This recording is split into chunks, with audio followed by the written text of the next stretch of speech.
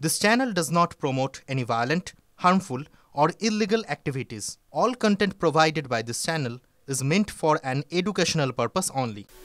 দু একদিন ঠান্ডা পড়ার পর আবার উধাও। দিন ও রাতে তাপমাত্রা বাড়তে শুরু করেছে গত দুদিন ধরেই। শনিবার সকাল থেকে তো দক্ষিণবঙ্গের চেহারাটাই পাল্টে গেল।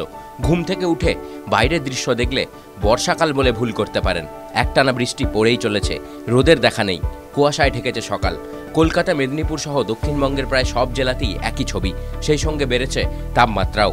রাত থেকে নিম্নচাপের বৃষ্টি শুরু হয়েছে শহরে। আজ শনিবার সারা দিন দক্ষিণবঙ্গে বিক্ষিপ্ত বৃষ্টির পূর্বাভাস দেওয়া হয়েছে আবহাওয়া দপ্তরের তরফে। দিনের তাপমাত্রা একটু কম থাকলেও রাতে তাপমাত্রা বাড়বে।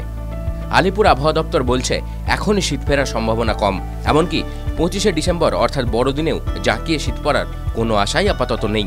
নিম্নচাপ আর ঝঞ্ঝার জেরে কুপোকাত শীত। দক্ষিণবঙ্গের 10টি জেলায় হালকা থেকে মাঝারি বৃষ্টির সম্ভাবনার কথা জানানো হয়েছে।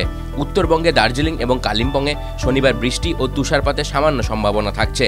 সিকিমে তুষারপাতের পূর্বাভাস রয়েছে, তার প্রভাব পড়তে পারে সংলগ্ন উত্তরবঙ্গের পার্বত্য এলাকায়। আপাতত নিম্নচাপ অবস্থান করছে দক্ষিণ পশ্চিম বঙ্গোপসাগরে।